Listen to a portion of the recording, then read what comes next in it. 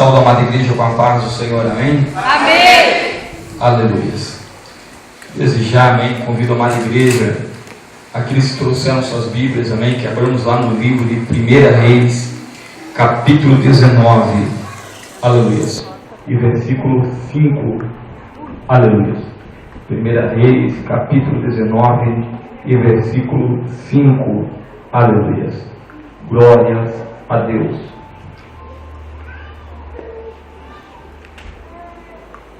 Glória a Deus, aleluia.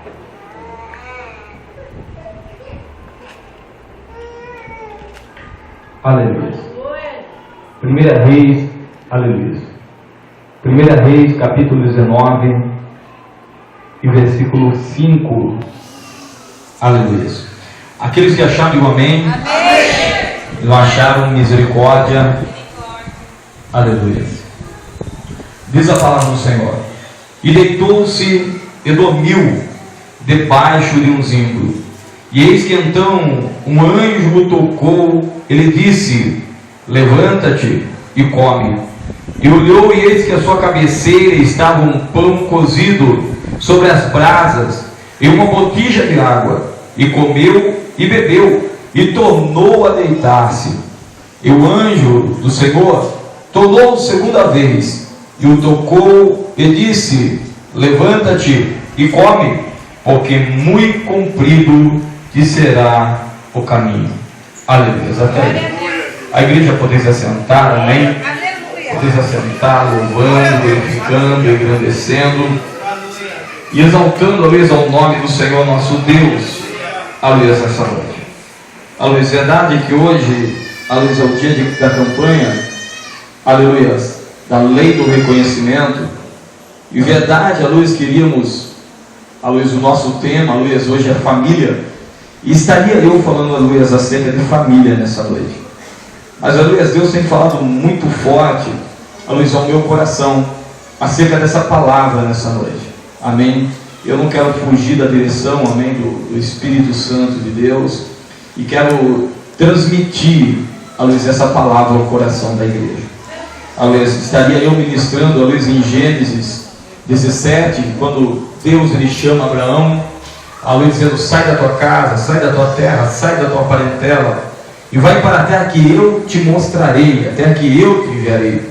Ele disse de Deus, dizia: olha, engrandecerei o teu nome, te farei grande, aleluia, abençoarei os que te abençoarem, e amaldiçoarei os que te amaldiçoarem, e em ti serão benditas todas as famílias da terra. Ou na verdade, por causa do crente Abraão, há uma promessa de Deus sobre a tua vida e sobre a tua família.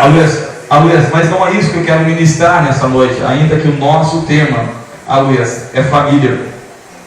Eu quero estar falando, aleluia, sobre Elias nessa noite. E a Bíblia diz, aleluia, nessa passagem, que no versículo 5, que Elias está deitado num deserto, debaixo de um zimbro, ou na verdade, debaixo de uma árvore pequena. Interessante, aleluia, que Elias, aleluia, ele começa a orar a Deus e pedir a Deus, aleluia, a morte.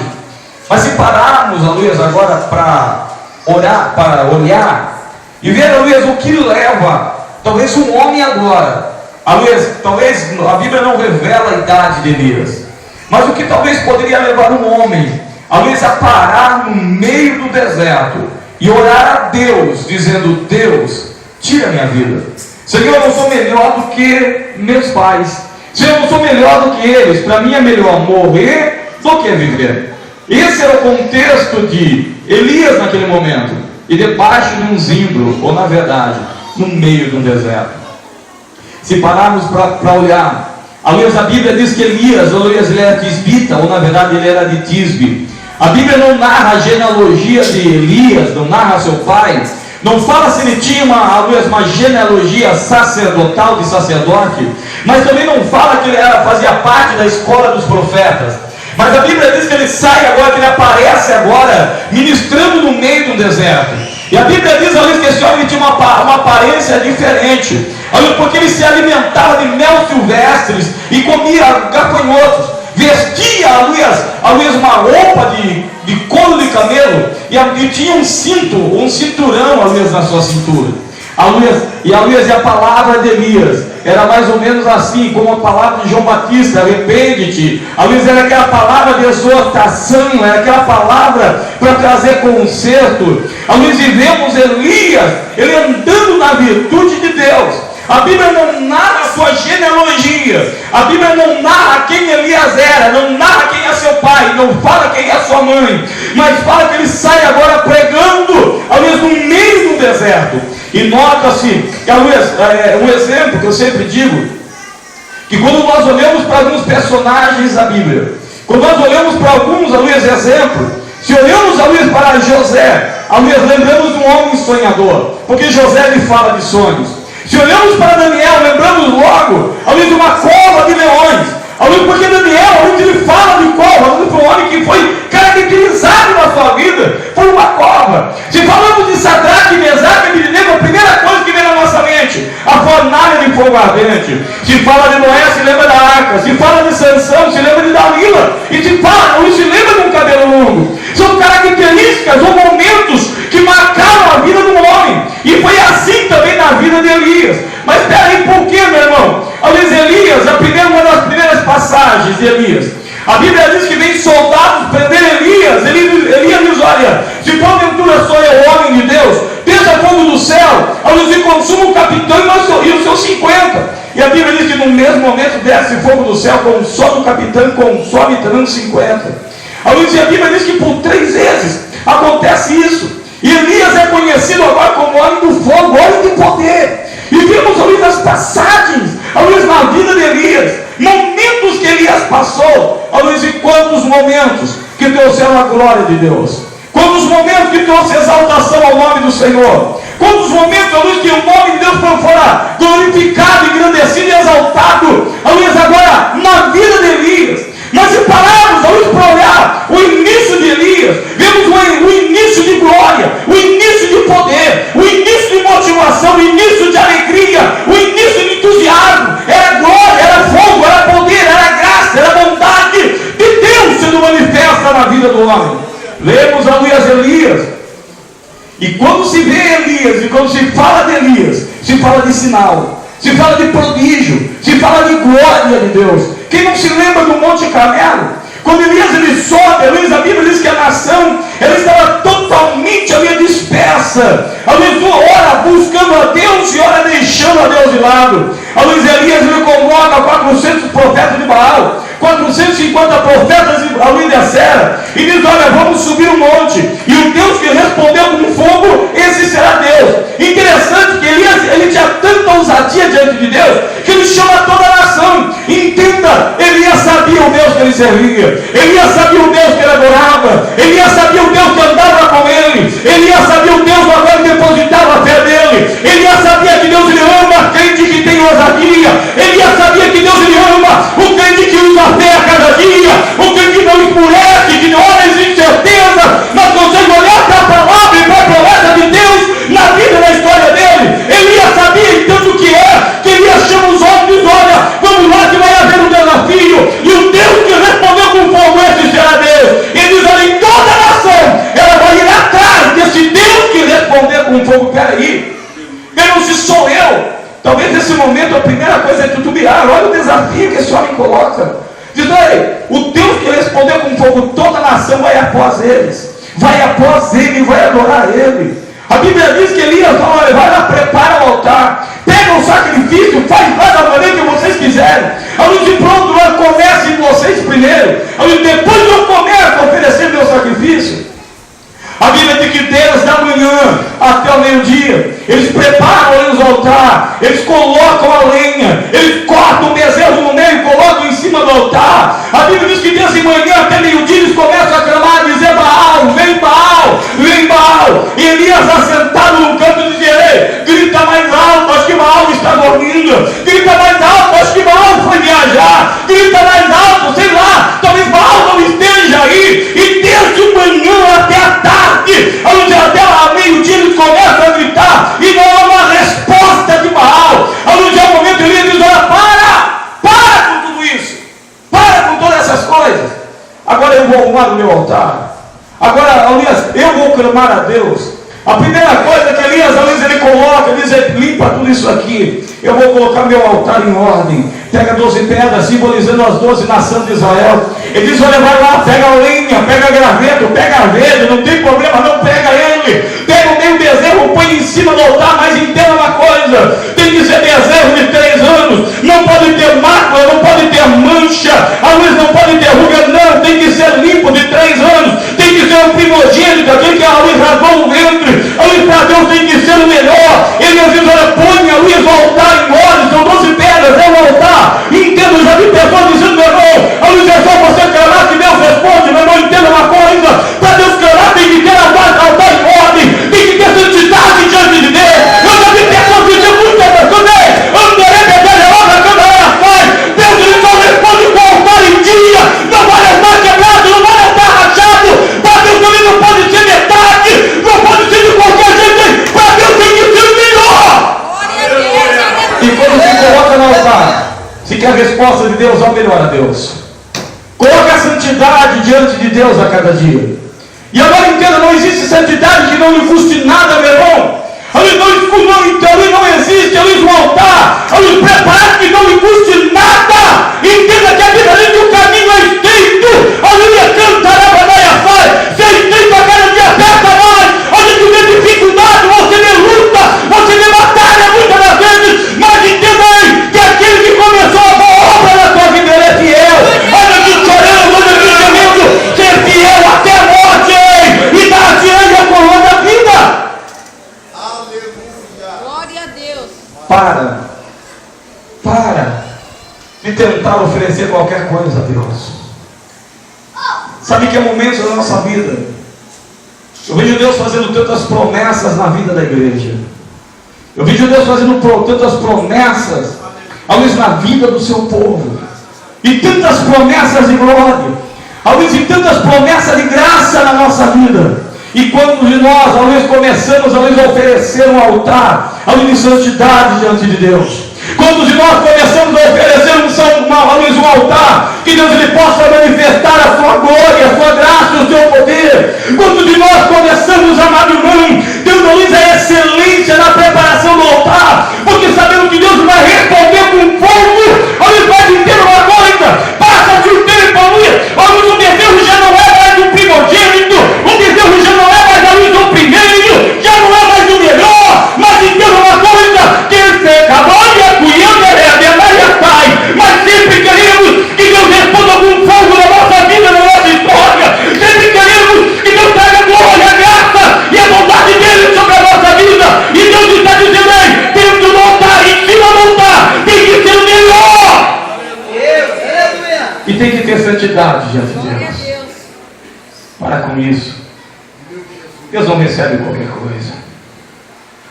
Deus não recebe, aleluia, Deus não responde com fogo na nossa vida, na nossa história, se não estiver da maneira que Deus ele quer na nossa vida.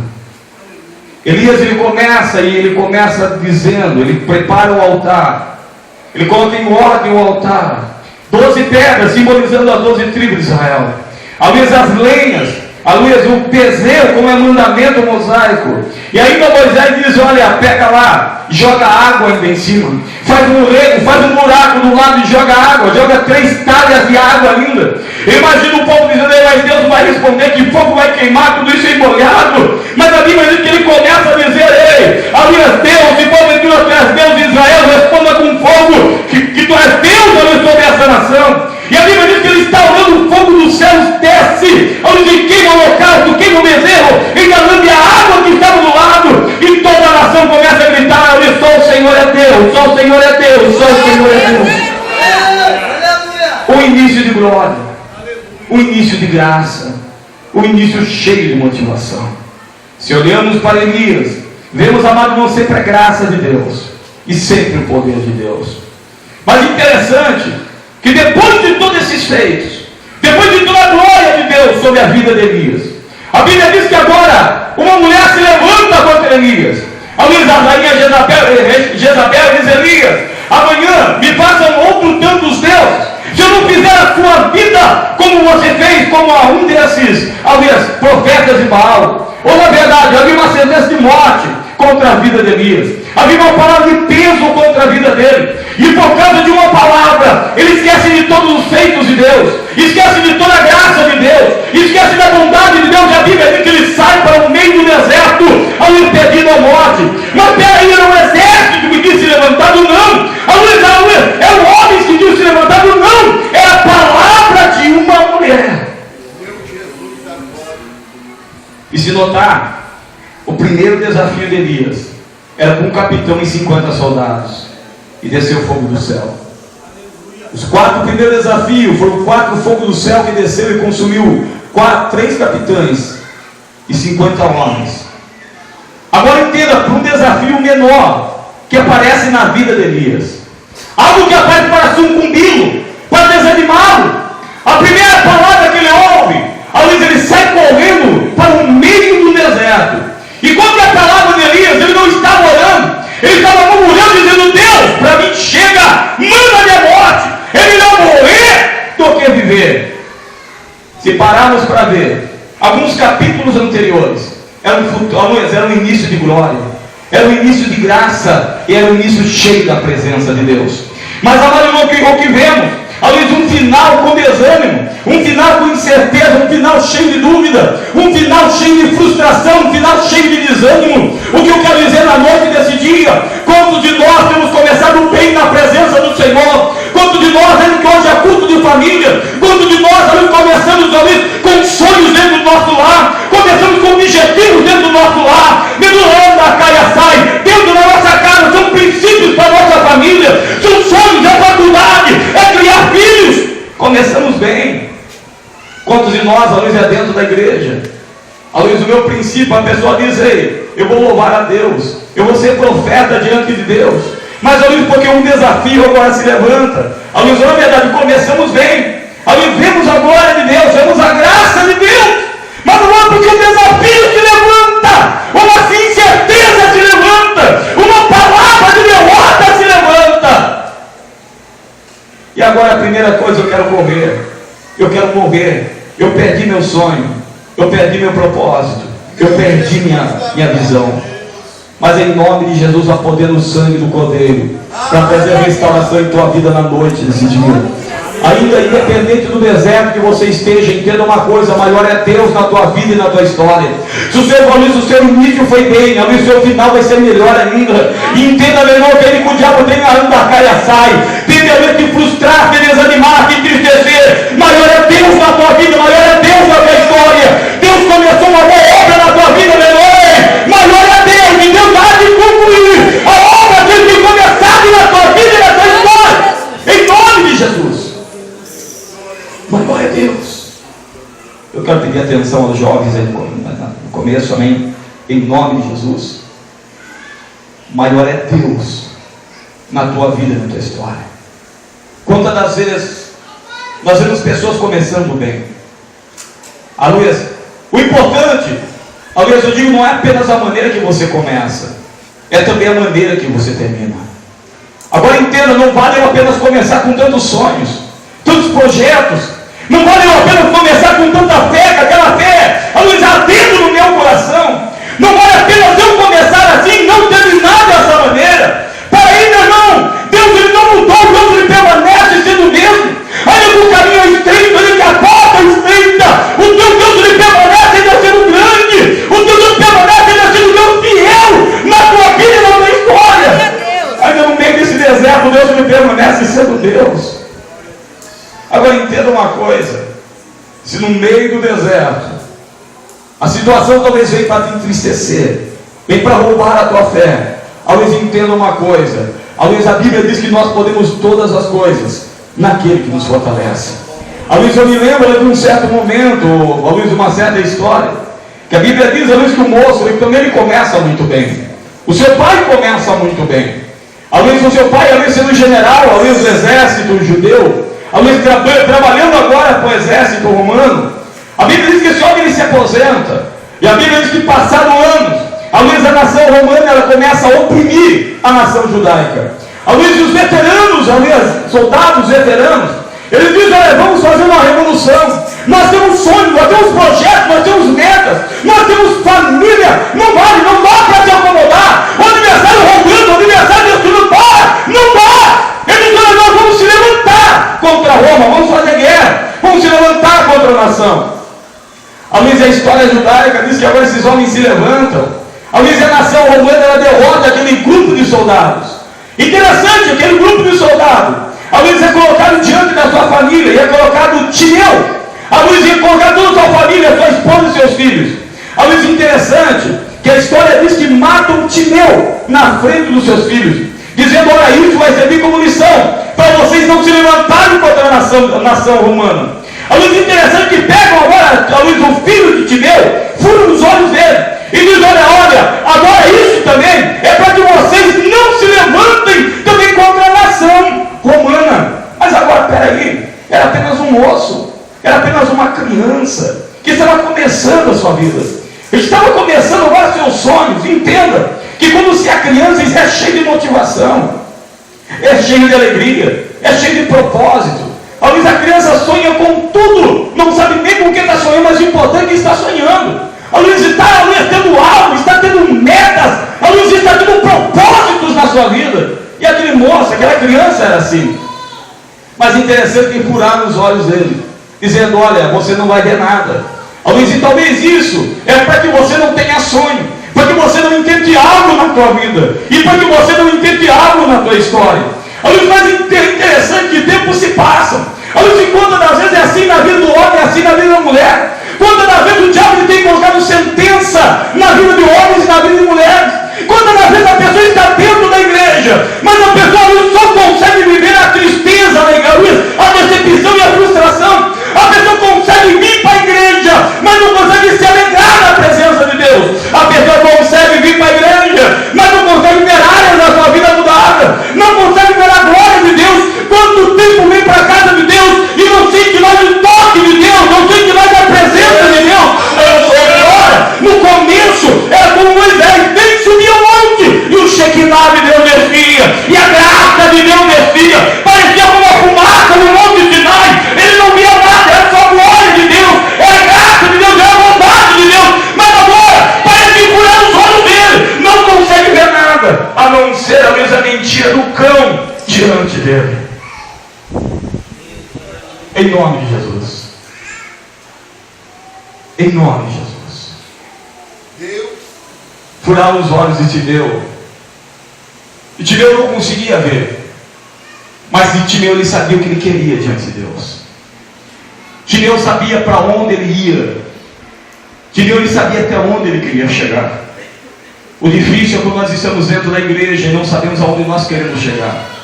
Não sabemos a meta do nosso coração. Mas eu vim buscar, quem me buscar eu não sei. A Luiz, de que maneira estou caminhando, eu não sei. E se não acontecer, ela também não sei. A Luiz, existe um milagre não acontecer hoje, aí eu não sei. A Luiz, entenda uma coisa, que Timeu ele não estava vendo, mas a Luiz ele enxergava mais do que Eli que tinha olhos. A Luiz perdeu a graça e a glória de Deus. Ele não, Timeu ele estava vendo, mas ele via muito mais do que pessoas que tinham vista. Porque um certo dia ele ouviu alguém dizer: ei, Jesus está passando por aí. A Luiz, ele ouviu, ele não ouviu, mas ele ouviu. E ouvindo, talvez ele ouviu alguém dizendo: ei, esse Jesus ele ressuscitou a Lázaro, esse Jesus ele andou sobre as águas, esse Jesus operou milagres lá na Galileia, esse Jesus operou milagres lá em Jerusalém. Ele não viu, mas ele ouviu. Talvez você não viu, mas você ouviu. Isso é bastante para gerar fé no teu coração nessa noite, meu irmão. Isso é bastante para gerar fé na tua vida na noite desse dia. Independente da maneira que você entrou nesse lugar, da mesma maneira você não pode sair. Deus se faz presente nesse lugar. E o mesmo Deus que muda a história, Ele se faz presente nessa noite. Além do mesmo Deus que trouxe restauração na vida, além de Lázaro, de Bartimeu, Deus é poderoso para trazer restauração na tua vida. Deus é poderoso para trazer olho novo e a gente fresco na tua vida na noite desse dia. Deus é poderoso, meu irmão. Deus é poderoso, minha irmã. Na tua vida, na tua história. Não vale você começar bem e parar no meio do deserto, cheio de dúvidas, cheio de incerteza. Em nome de Jesus, o Espírito de Deus acrescenta fé na tua vida nessa noite. Acrescenta perseverança no teu coração na noite desse dia. Entenda que você não é mais um, você é um. A luz especial, escolhido, separado de Deus. Você é um que vai estar no meio da multidão e vai fazer a diferença, meu irmão. Você é um que, independente no meio da multidão, Deus vai te usar e você vai fazer a diferença. Porque você é aquele que carrega a imagem, a semelhança de Deus, a presença de Deus, a graça de Deus sobre a tua vida e sobre a tua história. Não é mais uma. Em nome de Jesus. Você tem que terminar bem. Oh, aleluia. Seu final tem que ser melhor do que o seu começo. A glória da última casa ela tem que ser maior do que a primeira. Em nome de Jesus. Em nome de Jesus. Interessante que Bartimeu, um certo dia, ele apenas ouviu. Jesus ele vai passar, ele está passando. Interessante que a Bíblia diz que ele começa a gritar. Ele sabia o que ele queria. Ele sabia o que ele era poderoso para mudar a história dele. Quantas das vezes corremos de um lado para o outro, falamos com o vizinho, falamos com a vizinha, às vezes com o amigo do emprego, falamos com a pessoa que anda conosco, mas esquecemos de falar com Deus. Aquele que pode mudar a nossa história, que pode mudar o quadro da nossa vida. Bartimeu não. Bartimeu independente do momento, independente do lugar. Jesus, filho de Davi, tem misericórdia de mim. Interessante, a multidão dizia: Bartimeu, para. A lei judaica não te permite gritar. A lei mosaica não te permite entrar no meio da multidão. Mas ele sabia quem era Jesus. Jesus, filho de Davi, tem compaixão de mim. Deus. Jesus, filho de Davi, tem compaixão de mim. Aleluia. Jesus, filho de Davi, tem compaixão de mim. Jesus, filho de Davi, tem compaixão de mim. Aleluia. Jesus, filho de Davi, tem compaixão de mim. Ei! Quantos de nós perdendo a guerra no meio do caminho? Quantos de nós perdendo virtude no meio do caminho? Quantos de nós, Noelia, dizendo: Deus, eu vou parar, Deus, eu vou desistir. Quantos de nós, Noelia, entrando dentro da caverna dentro do vão, dizendo: Deus, pode basta, pode chega. Deus está dizendo: ei, é noite de levantar as mãos cansadas, vem, e os joelhos de Deus solitados na noite desse dia. Que palavra cobrança sai em nome de Jesus. Não é noite de derrota, é noite de reavivamento na nossa vida, é noite de despertamento nesta noite. É noite de Deus te levantar, te fortalecer, é noite de Deus abrir seus olhos e dizer: ei, não é aqui que você vai parar, não é isso que vai parar a sua vida, não é essa palavra de derrota que vai te fazer parar, não. Muito longa é a tua caminhada, muito longa é a tua jornada. Lutas maiores você vai passar, dificuldades maiores você vai passar. Seu final vai ser melhor do que seu começo. Em nome de Jesus. Deus não te chamou para perder, Deus ele te chamou para vencer. E Deus está dizendo nessa noite: meu irmão, para. Não é porque Jezabel se levantou na tua vida, não é porque o desespero se levantou, não é porque a falência se levantou e está dizendo: ei, você vai parar, você vai falir, vou acabar com a tua família, vou acabar com os teus sonhos, vou furar teus olhos. Não, para com isso, meu irmão. Continua dando a Deus o melhor, continua caminhando no meio do deserto, que a glória de Deus vai se manifestar ainda sobre a tua vida.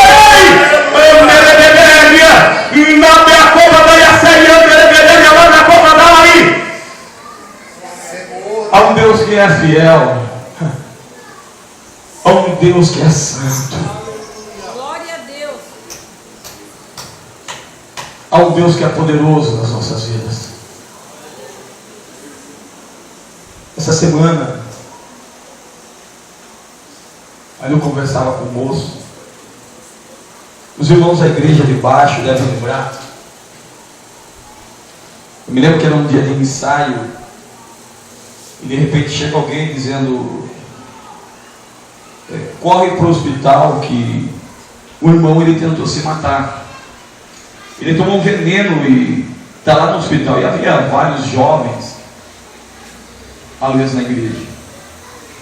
Eu me lembro que saiu eu, minha esposa e Cauã, e nós fomos para o hospital. Eu me lembro que esse moço estava lá na observação, e esse moço ele gritava muito ali no hospital.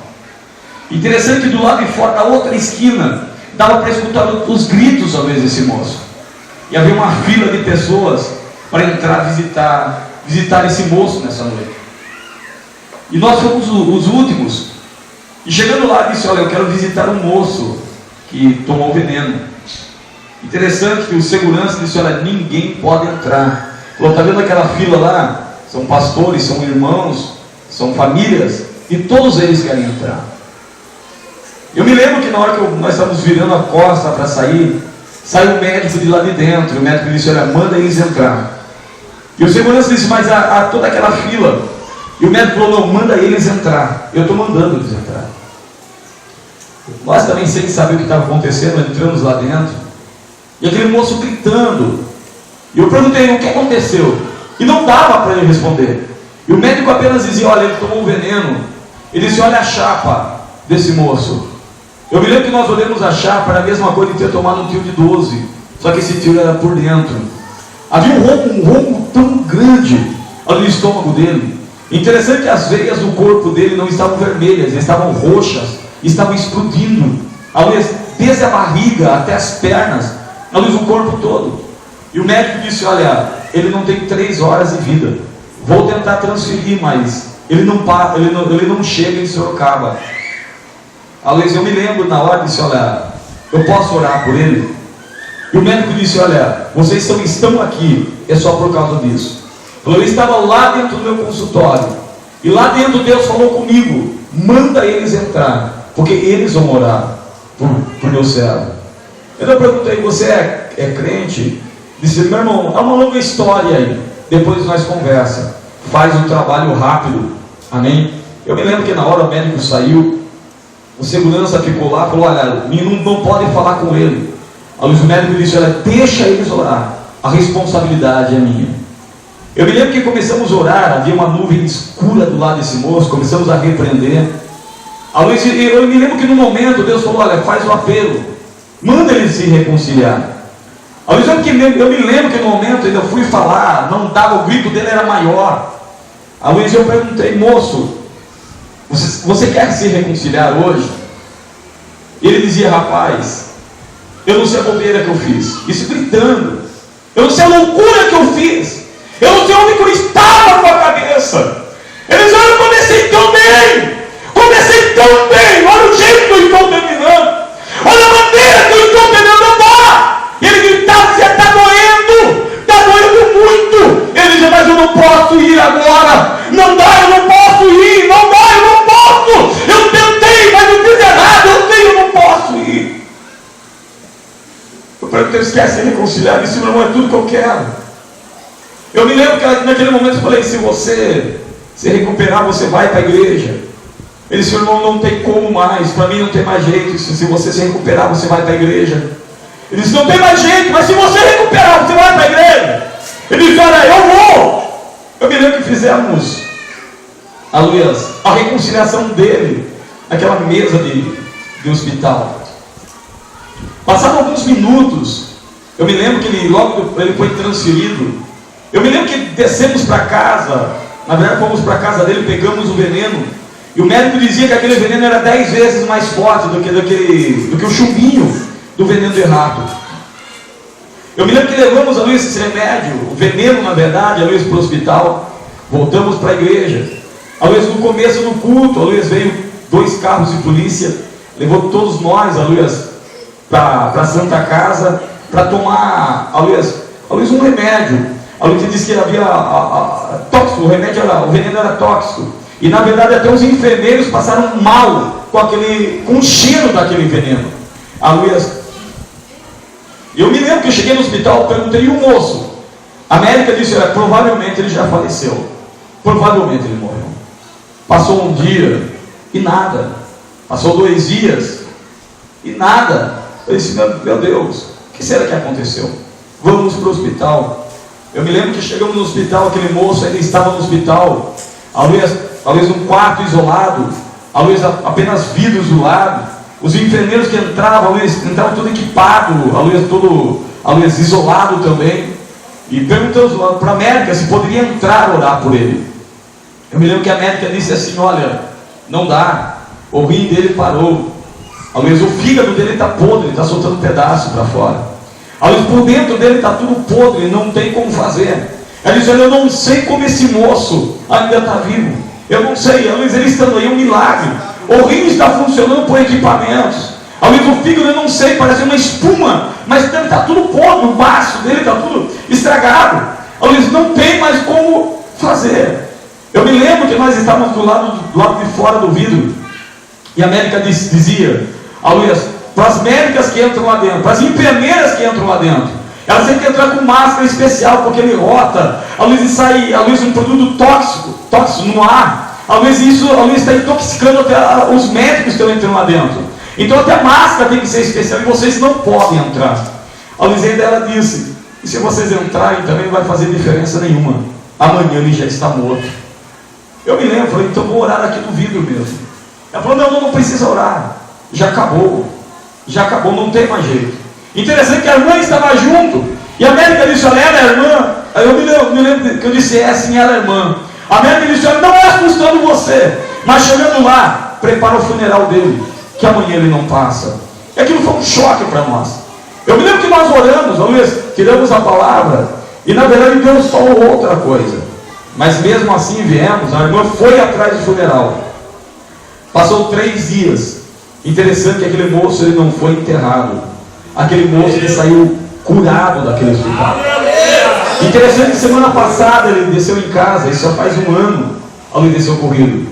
1 ano e 2 meses. Ele desceu em casa, está casado com uma criança, com 3 meses, no colo. Estava com uma carta que o médico deu como falência múltipla dos órgãos. Na verdade a carta é até para estar pendurada na igreja. Mas ele dizia: meu irmão, eu comecei muito bem, mas estava terminando muito mal. Agora entenda você, meu irmão, não vale você apenas estar dentro da igreja, não vale apenas você colocar os pés dentro da casa de Deus. Você tem que viver a graça de Deus sobre a tua vida. Você tem que viver a presença de Deus na tua vida e na tua história. Você tem que viver a bondade de Deus sobre você. Quantos de nós começamos bem, era tanta alegria, agora parece que vivemos presos na opressão, na tristeza, nas lutas, nas batalhas. Meu irmão, apontando o sangue do Cordeiro para trazer liberdade na tua vida na noite desse dia. O apóstolo João diz: olha por ti mesmo, para que não percamos aquilo que temos ganhado, mas antes recebamos o inteiro galardão. Não perca no meio do caminho a tua fé, a tua confiança, a tua perseverança. Não perca propósitos, não perca a tua família, não perca princípios na tua vida, não. Guarda isso até o final, vai até o fim, em nome de Jesus. Jesus morreu para te dar vitória e para que você estivesse bem. Ainda no meio da tua guerra tem paz de Deus para a tua vida. Ainda no meio da tua enfermidade tem cura de Deus, porque é Jeová Rafa na tua vida. Ainda no momento de desespero, meu irmão, ele permanece sendo Deus na tua vida. Na tua guerra ele é Jeová Nissi, o Deus que é a tua bandeira. Ele é o Deus Shaddai, o Deus Todo-Poderoso. Meu irmão, entenda que ele tem alegria para a tua vida no momento da luta, no momento da batalha. Ele tem a paz que excede o entendimento. Para guardar a tua mente e o teu coração na noite desse dia. O teu final tem que ser melhor do que o teu começo. Em nome de Jesus. Em nome de Jesus. Não abaixe a tua cabeça. Não olhe para o deserto como sinônimo de deserto. Olhe para o deserto como sinônimo de desafio na tua vida. E Deus vai trazer honra na tua vida e na tua história. Em nome de Jesus. Eu convido a amada igreja a se colocar de pé nesse momento. Eu quero estar orando pela tua vida. Lei de reconhecimento é você reconhecer a palavra de Deus na tua vida. Lei do reconhecimento não é você reconhecer a batalha ou a luta ou a mentira do diabo na tua vida. Lei do reconhecimento é você olhar para Deus e dizer: Deus, eu acredito na tua promessa na minha vida. É você olhar para Deus e dizer: Deus, eu creio na cura na minha vida. Deus, eu creio na restauração do meu lar. Deus, eu creio na libertação do meu